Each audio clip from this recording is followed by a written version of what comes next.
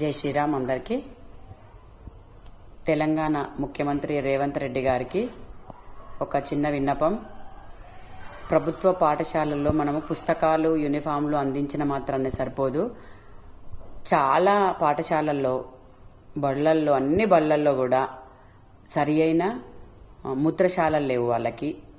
మళ్ళీ స్కావెంజర్స్ లేరు, అటెండర్లు లేరు. ప్రతి చోట వెళ్ళినా కూడా ప్రధానోపాధ్యాయులందరూ అదే వాళ్ళు మొర్ర పెట్టుకుంటున్నారు. మేము మా జీతాలతోని పెట్టుకుంటున్నాం మేడం, మాకు తప్పదని ఏదో ఒకరిని పెట్టుకుంటున్నాం. ఒక్కరు ఏ పనులు, ఎన్ని పనులు చేయగలుగుతారు చెప్పండి?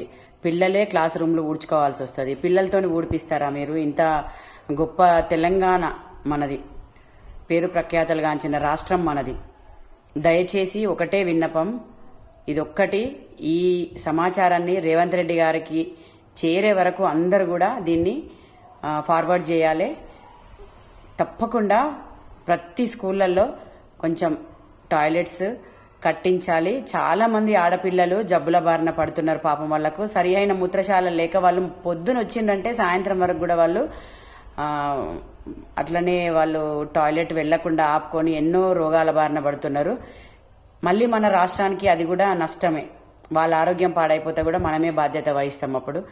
అందుకని ఖచ్చితంగా ఇది ఒక పని చేయాలి. మీరు పిల్లలకు సరైన పౌష్టికాహారము మరియు అందరికీ టాయిలెట్స్ అందుబాటులోకి తీసుకురావాలి.